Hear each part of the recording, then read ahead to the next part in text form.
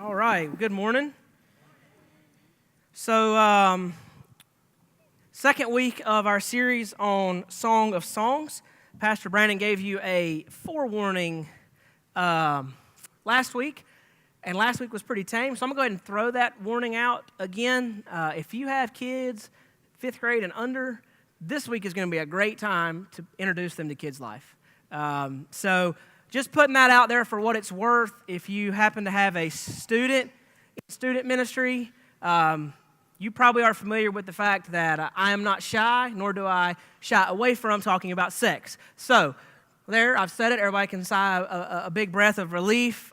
Just wanted to make sure that you were aware that we are going to be heading that direction. And then before we get started, I just want to share one other thing with you. If you have the YouVersion app on your phone, the Bible app, if you go to the events, you can actually take notes along with our sermon notes in there, and it'll save those to your profile as well. So that's something else that you can take advantage of if you're more of a tech person as opposed to paper and pen kind of person. So I wanted to let you know that was in there and that was available to you as well. So this morning, we're going to look at a conversation between Solomon and what is labeled as the Shulamite woman. We'll go ahead and call her his fiance.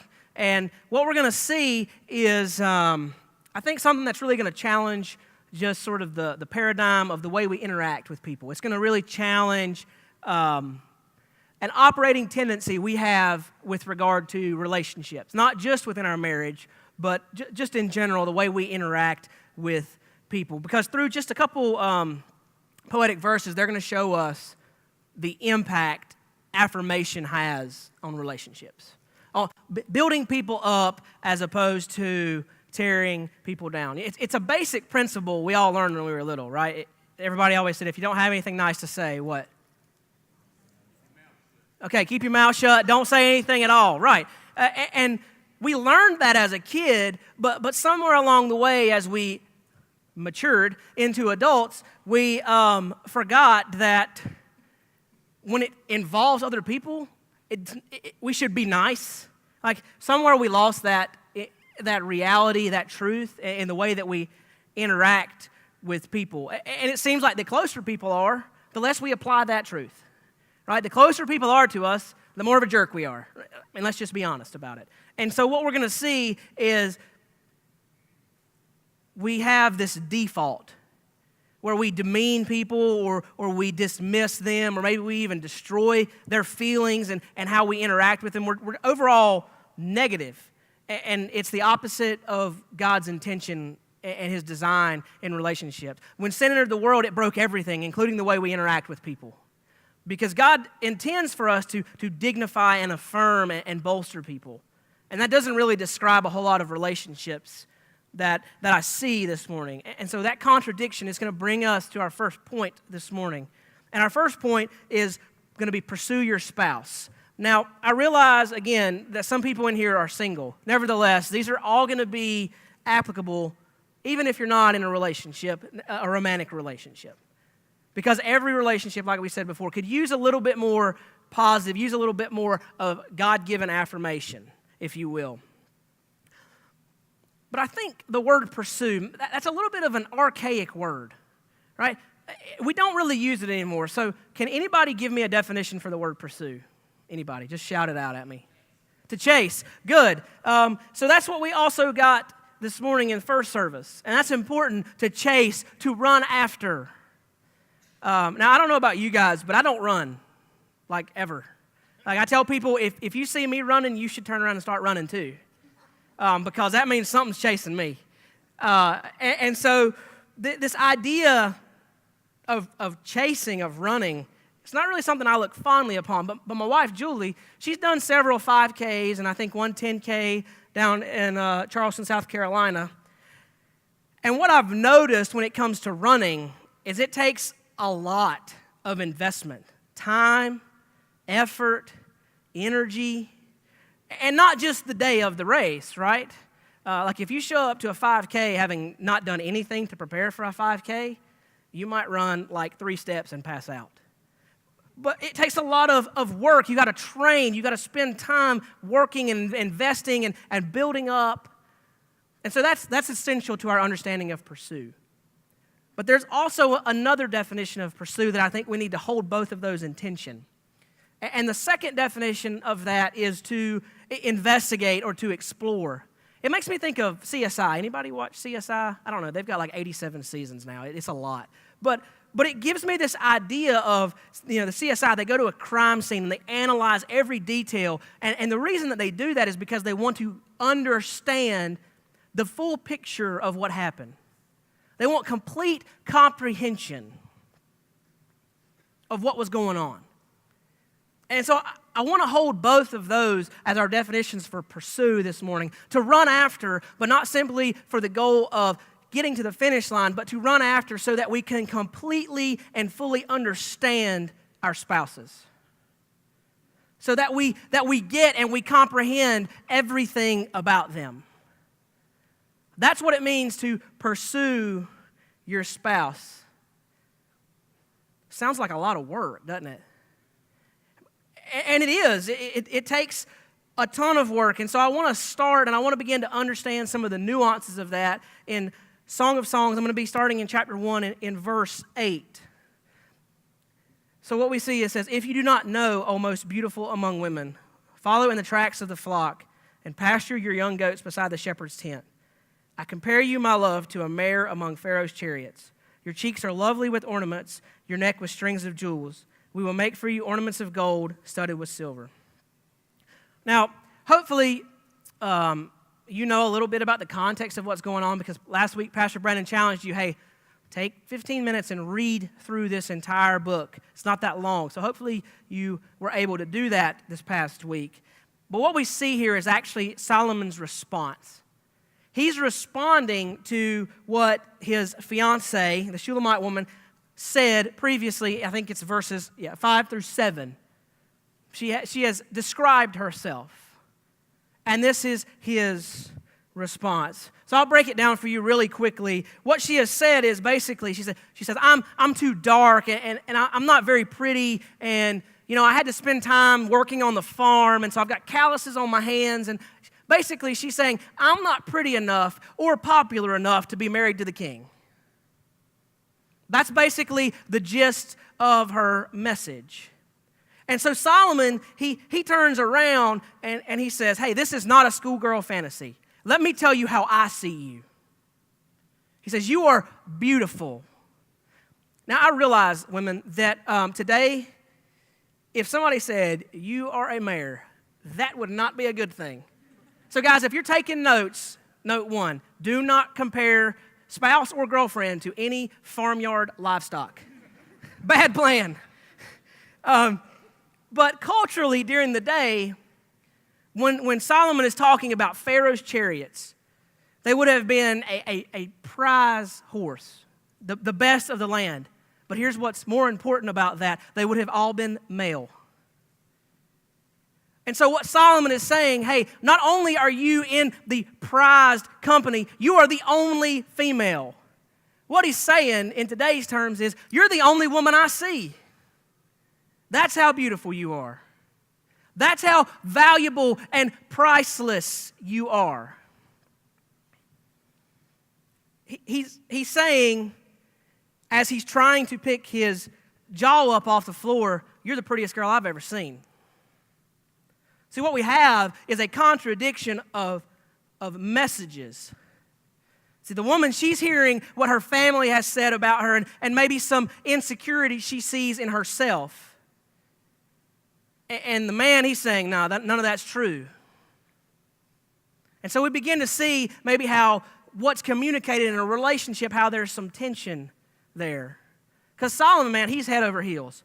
Right? And we've all been there, whether you want to admit it or not. Most of us who are married at this point, we see people in this stage and we're like, would y'all get a room? Really, we are, because they're just so enamored with each other. If you grew up in my generation and later, maybe you've made it Facebook official, or you're liking at posts and Instagram. You've got I don't even know if this is a thing, but you've got auto like on all their Instagram posts and that kind of thing. And you comment on everything they put up. I love you, baby. Right? Y'all know what I'm talking about. But those of you guys who look at that and you're like, ugh, that's disgusting. Listen, y'all are the same way. I don't know how many of y'all probably have shoe boxes with old movie tickets and stuff in it, or any kind of memento where at some point you were just head over heels. Like your life, it was driven by cheesy, romantic gestures. And it was awesome. You loved it, every minute of it. Like the good morning text messages, the good night, love you text messages, the no, you hang up first if you were before text messaging. No, you hang up first. No, you hang up first, right? That was, and it wasn't weird. It was enjoyable. We liked that. And somewhere along the way, we began to lose that drive, right? We fade into just this approach of complacency as opposed to chasing after and loving and affirming our spouse. But what the Bible and what Solomon is revealing to us here is that in order for your marriage to for your marriage to flourish, you must pursue your spouse the same way you did when you were dating. Hopefully, maybe in a more mature manner. So how do we do that? How do we affirm our spouse? How do we build them up? Right? That's the ultimate question we need to walk away from this first passage with. What do we do for that? What does that look like? And first, I want to take a little sidebar here, and I want to step on like everybody's toes universally. But first, I'm going to throw the men under the bus, so women, you can relax for a second.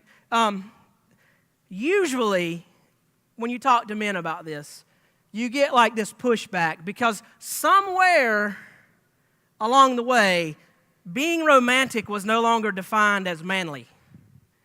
Right? Like manly things, like under the car with the wrenches, covered in grease, outside with the chainsaw, outside hunting, playing sports with your butt. That's all manly. But being romantic, that's for sissies. That's culturally ingrained in us. And here's my problem with that. Aside from the fact that it's outright wrong, where does that definition come from? Because it certainly isn't biblical. It's cultural.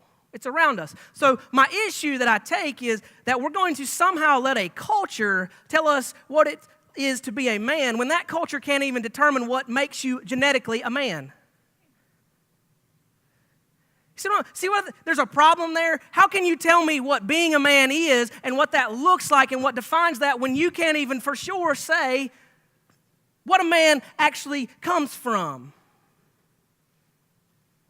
When you want to look at me and say, well, there could be possibly up to 240 different genders. Well, if you've got 240 different genders, how the heck do you know what defines each one of them? See, that's the problem. We have allowed what truly means to be a man to be hijacked. And I'm not saying that there's anything wrong with working on the cars or going hunting. I love all that stuff. Listen, I'm all about that. What I'm saying is there's more to it than that. To be a man means to wake up and love my wife and my kids to the utter point of exhaustion every single day and go to bed and pass out because I'm that tired and get up and do it again the next morning. That's what it means to be a man. And somewhere we've lost all of that. So now while your toes are recovering, women, I'm so sick and tired of this argument for equality because equality has become sameness. I'm just going to flat out tell you, you cannot do everything a man can do. And you know why? Because a man can't do everything you can do. We were designed to work together for completion. So let the man be the man. Let him love, let him lead, and let him protect. I have seen so many struggles simply because we can't accept our God-given roles and responsibilities. As a woman, if you go and read the responsibilities of a man in the Bible, honestly, you don't want that job. Because as the leader of a family, a man is responsible to God for all of that. He's going to say, what did you teach your spouse? How did you lead them? What did you teach your children? That's a lot of responsibility. And the Bible's perfectly clear. You were designed to be his helper in that, to be his partner. So now that everybody is sufficiently mad, how do we, now that we can sort of see a context for pursuing one another, that I love my wife, and women, that I respect my husband, or put it in whatever context you happen to be in. Love and respect is a great thing in all relationships. How do we do that? How do we affirm our spouse? How do we show them that we love them? Because what I find is a lot of times couples, they're talking different languages. Not like literally different languages, because we all speak English in here. Well, we speak some form of Stanley County E's mixed with I don't know what. But it's a form of English. And what I find is this spouse is doing things that in their mind it says, I love you. And this spouse over here, they're not even getting it. And this spouse over here, they're doing things that says, hey, I love you. And this spouse over here, they're not getting it. See, everybody has a different, what we'll call a love language. If you're familiar with the author Gary Chapman, I'm sure a lot of people have read this book. It's called The Five Love Languages. Phenomenal book. It will be, if you're one of those people like you read one book every 10 years, it needs to be this one. It'll change how you see and understand everything. Because in this book, he outlines and he says, hey, there's 5 ways people predominantly express love. And the first of those is touch. So I'm going to give you a brief overview of this. Touch. Now, most men assume their primary love language is touch. Because men hear touch, men hear sex. Touch, sex. That's just how we work. And a lot of men are really surprised to find out that touch isn't their primary love language. Because touch includes all manner of touch, both sexual and non-sexual. It means you feel loved the most when there is some type of physical interaction. It could simply be a hand on your shoulder or holding hands. That's touch, physical interaction. The second of those is gifts. Now, I have some experience with this because my wife is a gifts person. And I'm not. I'm a budget person. So, we're opposites, right? But the importance of gifts is not how much it costs. It's that you have given them something tangible that signifies that you thought about them today. There's a song, and I don't know how many of you are familiar with country music. For me, it's an old country music song. For some of you guys, you'll be like, I remember when that debuted. It's called Redneck Roses. I don't know if anybody's familiar with it, but it tells a story of a guy who used to stop on the side of the road on his way home every day from work and cut some wildflowers and take them to his wife. And their marriage has sort of grown apart, and he no longer stops and does that. And the basic end of the story is his wife is simply saying, I wish he would just take the time to bring home redneck roses one more time. And the idea is, obviously, she's a gifts person, but it doesn't cost a whole lot of anything. So that's gifts. Third, acts of service. Now, this is my love language, has been since the dawn of time, and I haven't seen it change yet. So acts of service means to show you that I love you, I do things for you. I like to show my wife that I love her. I change the oil in the car, and I detail the car, and I rotate the tires, and I mow the grass, and I clean the house, which it's just, that's how it plays out. Acts of service. You do things for other people. The fourth one, quality time. I think Pastor Brandon described this perfectly last week. Quality time is not sitting on the couch with both of you passed out while watching Netflix. That doesn't count. In fact, I would reasonably bet Netflix isn't on at all. The TV probably isn't on. What it means is having and I know this is going to shock people in today's world of texting, having a face-to-face conversation. And then you Yes, Blake. And then you listen to the responses. So like, how was your day, honey?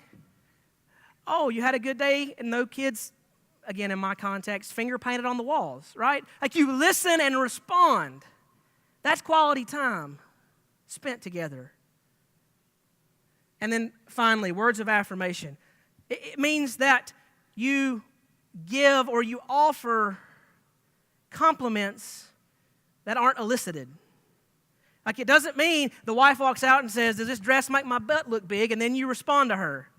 But what it means is when you see your wife in something that she is dressed in and it makes her look nice, don't just think it, you tell them. And it's a repetitive thing throughout the day. Anytime you see something or anytime you think of something positive, you tell them. They need to hear those things. So we have to learn to begin to speak in whatever language our spouse hears I love you in.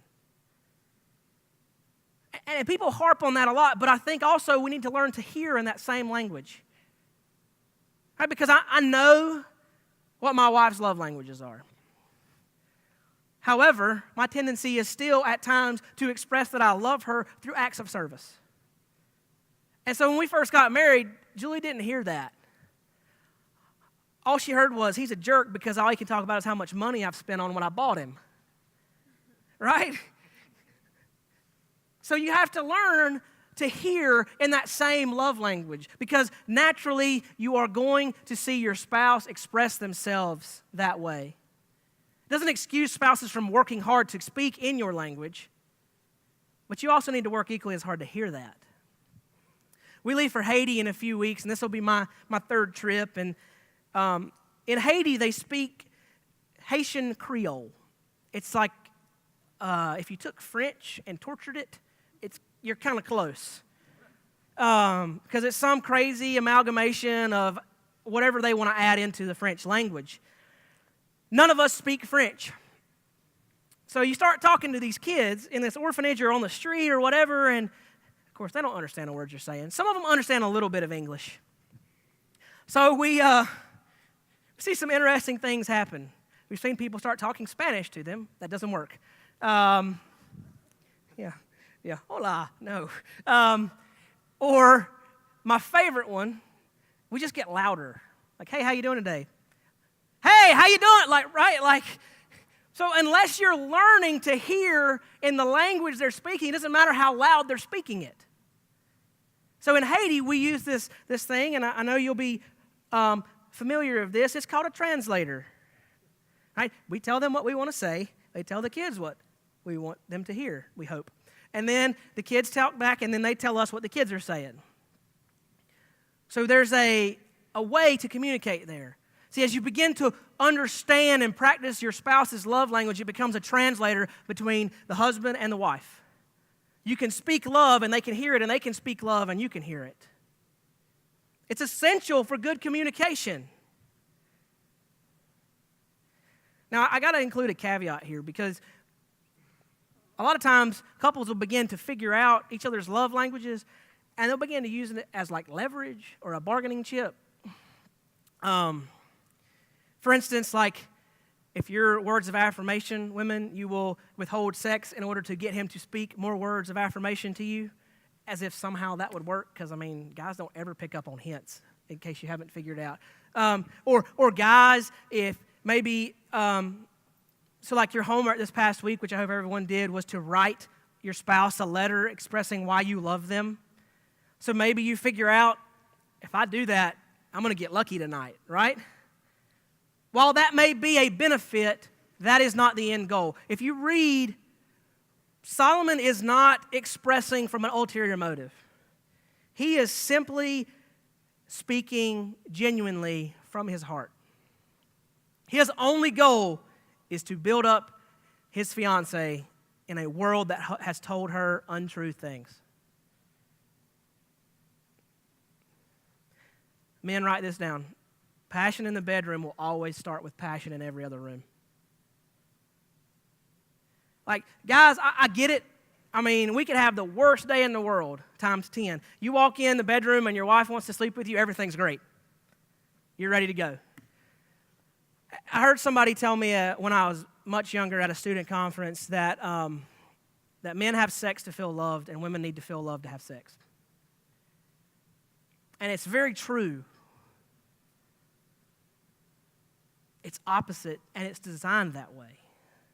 So we need to begin to understand and leverage that. But it also says in the Bible, I know this is going to stun you guys, not to withhold sex from one another. Don't use it as a bargaining chip. And so the same is true for men. Don't use speaking your wife's love language as a bargaining chip, as a way to move forward. In 1 Corinthians 7:5, it says, hey, don't abstain from this except when you agree upon it for a short period of time. Why? Because what it does is it creates space between you, and it allows sin to get in and to push your marriage apart. It's an important warning there. Pursue your wife and speak her love language. Women, do the same. And we'll see in this next part of this passage, we're going to see the response of the Shulamite woman.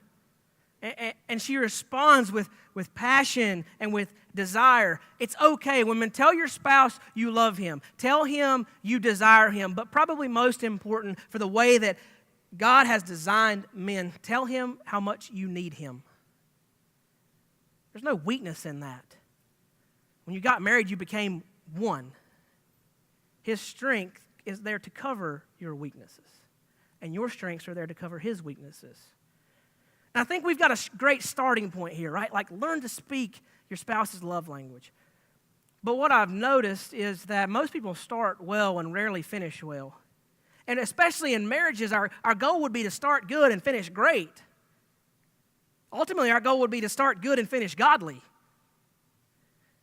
So how do we finish well? And that's going to bring us to our second point this morning, and that's persist in your praise. Now, persistence seems like an old school value these days. Like, people just don't have what my grandfather always called stick-with-itness. I don't know, maybe it's just how I was raised and where I was raised, but if you started something, you didn't stop till it was done. I mean, we weren't even allowed as kids to quit sports teams growing up. Didn't matter how much you disliked it. I think I've shared before, but my mom used to always say, swear to your own hurt. And what she meant by that was, once you have agreed, you're there no matter how painful it gets until it's done. And it seems like, especially when it comes to marriages, that we stop pursuing our spouse after we say I do. It's like almost like I do becomes I don't. And so what is with that? And how can a person so important become so quickly unimportant? I struggle with that. It seems that somehow we think marriage is the finish line when really it's just the starting gate. So, what does a complete work? Like, how do I know when I've reached the finish line? That's usually what people want to know. Your job is done when your marriage portrays and demonstrates the love that Jesus Christ has for his church perfectly. So, never. I mean, one word, never. Your job is never done. And it's a lifetime covenant, which is kind of funny because so is marriage. Maybe that's the point. So let's take a look at the response of the woman to Solomon and his affirmations. And so we're going to start there in verse 12. And it said, when the king was on his couch, my nard gave forth its fragrance. That's perfume if yours says nard. As far as I'm aware, the only other place it's used in the Bible is when the woman anoints Jesus' feet and wipes down his feet with her hair. It's expensive. It's a big deal. She's sparing no expense here as she begins. And she said, my beloved is to me a sachet of myrrh, think locket, that lies between my breasts, and my beloved is to me a cluster of henna blossoms in the vineyards of En-Gedi. Passion and desire. That's what we see here. That's the woman's response to the man's expression of love for her. He has spoken, and she has heard that he loves her. Now, she's invoking this idea, this imagery of scent here. And I think it's because scent is such a powerful a memory trigger. Like I can still walk into my grandmother's house today, and if she's cooking turkey, I can remember all the Thanksgivings we've ever had at her house. And at night, it doesn't matter what kind of day I've had, or even if Julie and I have been arguing all night, when she gets out of the shower and puts lotion on, like it brings back all the memories of all the good times we've had, all the dates we've been on. It can completely change the atmosphere. And so that's what happened here. She has gone from viewing herself one way, and she's beginning to see herself the way that he is describing, as opposed to the way that her family has described her, and maybe the world has described her. Ultimately, she's holding nothing back. She's offering Solomon her most intimate parts, her breasts and her heart, because they have to be cared for tenderly by somebody who genuinely loves her. That's the expression we see. That's where she is, because she's beginning to believe him and to trust him. In fact, if you were able to read this entire book this past week, as we asked and challenged you to do, you'll know that by the start of chapter 2, she is now referring to herself in the same way that Solomon has referred to her. She says at the very first verse, she said, I am a lily among a valley of thorns. Same thing, right? Solomon says, you are priceless. You are the most beautiful thing I see. And then she says it again.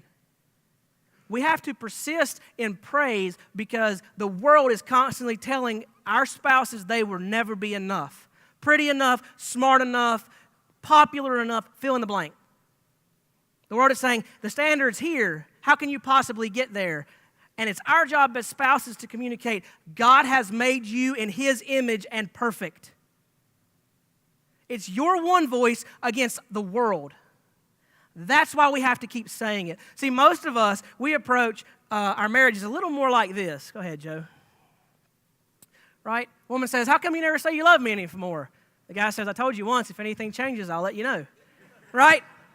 It's like I said I do. We'll just keep up with it till I say I don't anymore. But there's this epidemic in American culture where you've got parents who are older, we'll say mid-50s, and their children have graduated college.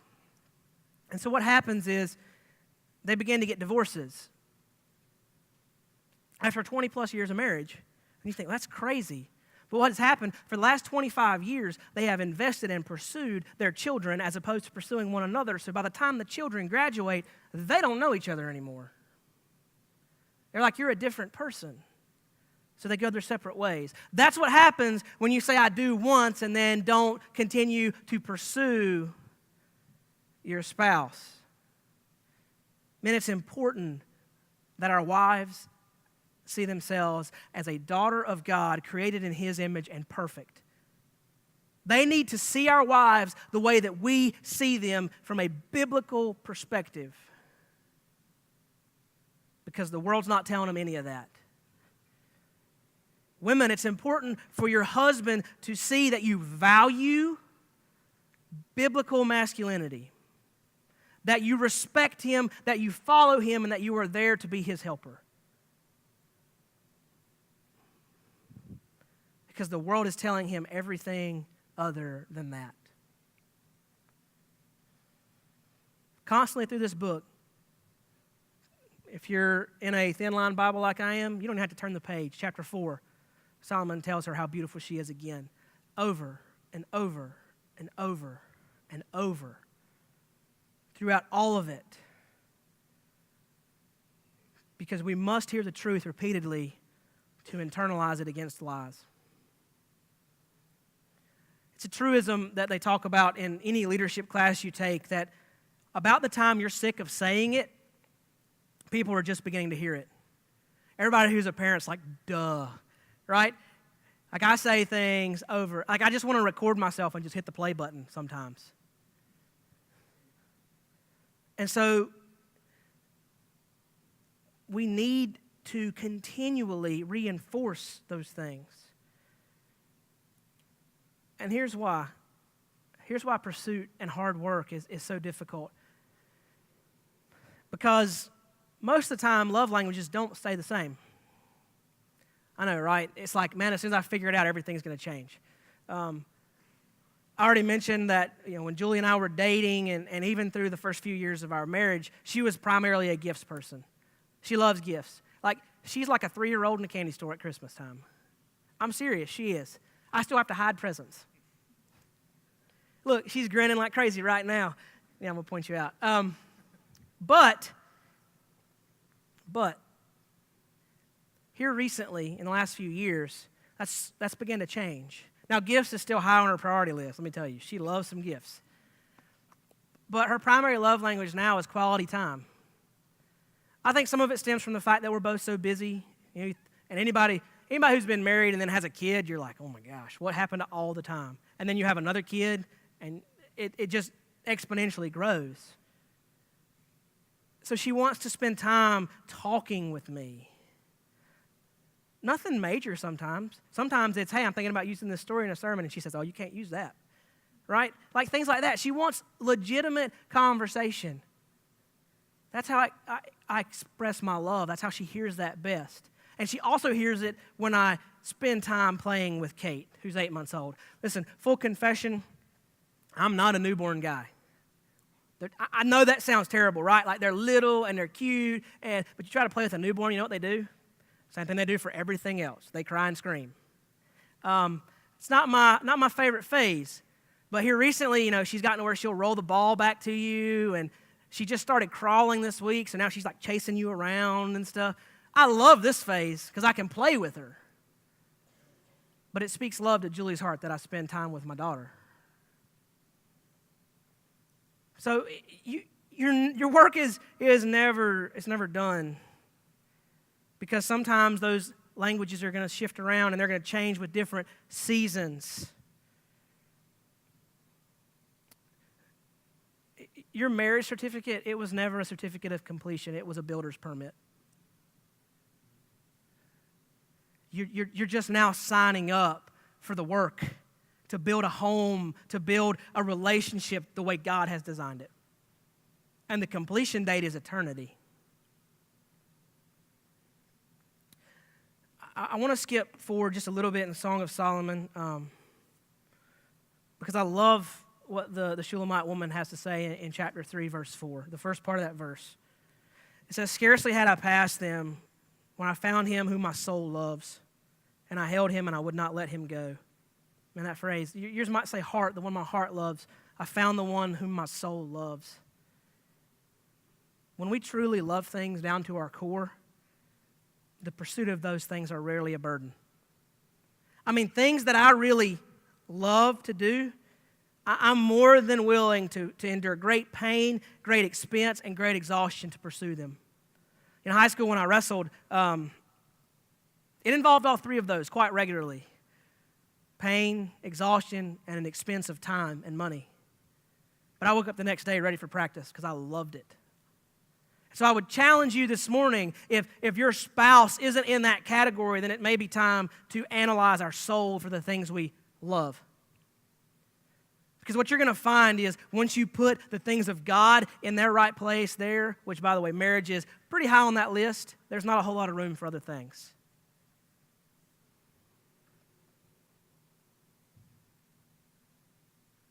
And that's going to bring us to our final point this morning. If you really want to be successful at this, you can do all the behavior modification you want. You can try to change how you do everything, but it's not going to matter until you pattern after Jesus. I'm just going to be perfectly honest. You're probably going to fail at this multiple times every day. And that's okay because there's grace for that. There's forgiveness. However, in order to consistently and persistently pursue our spouses, the only way you can do that is to invoke the power of Jesus and abide in his presence. I know those are strange terms, but there's no way you're going to constantly love and give of yourself by yourself. You will reach the end of you long before eternity arrives. And Jesus is very clear through Paul when he talks about the path to achieve this. It's in Ephesians chapter 5, verse 20. And I know this is a familiar passage. It's talking about the expectations of wives and husbands. But it says, giving thanks always and for everything to God the Father in the name of our Lord Jesus Christ, submitting to one another out of reverence for Christ. Wives, submit to your own husbands as to the Lord. For the husband is the head of the wife, as Christ is the head of the church, his body, and is himself its Savior. As the church submits to Christ, so also wives should submit in everything to their husbands. So that's wives. Now, husbands, love your wives as Christ loved the church and gave himself up for her, that he might sanctify her, having cleansed her by the washing of water with the word, so that he might present the church to himself in splendor, without spot or wrinkle or any such thing, that she may be holy and without blemish. The posture of love is very clear here. Love involves sacrifice. Pursuit involves sacrifice. And for some reason, there are some sacrifices that seem to come easier to us than others. For instance, moms or women, if you have a child, it seems to be innate and just second nature that you would sacrifice for your child. Like, you don't think twice. If I told you that every day this week you were going to get a meal and your child wasn't, I promise 7 days out of 7 you would give that meal to your child. I promise you would. And you wouldn't think twice about it. Or men. There's something innately programmed within our DNA. I could go through here and ask every single man in this room, and if I asked them the question, would you be willing to die to protect your family? Without a second thought, they would say yes. Without a second thought, absolutely.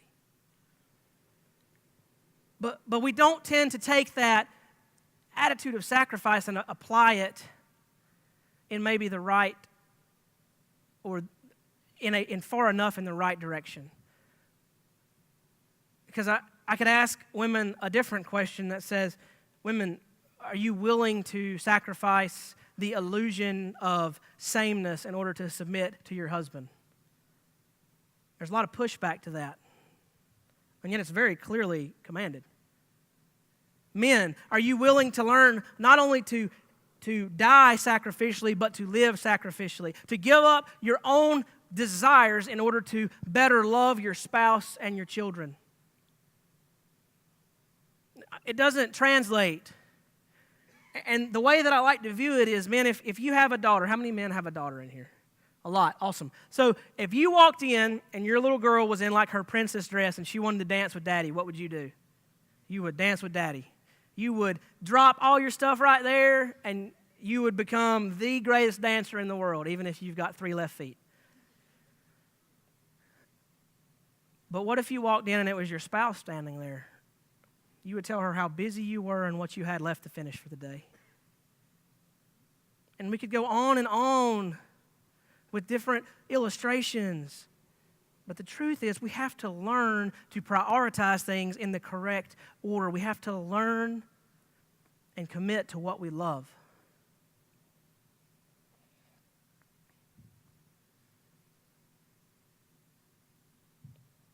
Just a little sidebar. I know we've talked about loving your spouse a lot. If you want to love your children well, love your spouse well. I've seen so many families in our culture today that put their children in the wrong position and priority. It's important to love your kids, but you're called to be a disciple, which means you're a follower of God. You're called to be a spouse. Then you're called to be a parent. Stop getting those out of order. The best thing you can ever do for your children is let them see you love your spouse well. Because it lets them know what the standard is that they should look for in a future spouse. Because it speaks the gospel message of Jesus Christ to them. Disciple, spouse, children. Then somewhere at the bottom is you. I'm not sure how far down the list that gets. Depending upon how many kids you have, I guess, where you get in the list there. It's just like the band sang this morning. His love is relentless, and so should ours be too. It's always chasing. It's always carrying where it's needed, but it never stops. Never quits. In fact, that's what Paul tells us in Romans 8:39, nor height, nor depth, nor anything else in all of creation will be able to separate us from the love of God in Christ Jesus our Lord. Be unremitting in your affirmation of your spouse. When the woman references En Gedi here, she's referencing an oasis in a desert. What she's saying is, Solomon, you are like the only thing that gives me life where everything else is death. I would wager to say 90+% of all relationships today are deserts. We tear one another down in order to make ourselves feel better. There's really no place for that in any relationship if you're a Christian, but there's especially no space for that in your marriage. Our marriage relationships should be life-giving and gospel-centered. They should always be used to build our spouse up and tell them the way that God sees them as opposed to the way the world sees them. Always. Forever. It's important that your words drown out society.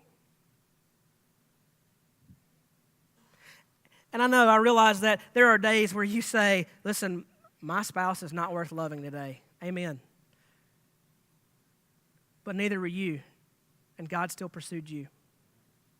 See, that's the standard. It doesn't matter that they deserve pursuit. What matters is that it's what we are called to. Because I promise, if I ask your spouse, they're going to say the same thing, that you don't deserve it. But a covenant's never about what you deserve. It's all about the grace of Jesus Christ. The Bible says it very clearly. God demonstrates his love for us in this, that he sent his son to die on the cross while we were still enemies. Even on your worst day, your spouse probably doesn't qualify as an enemy. And if they do, guess what?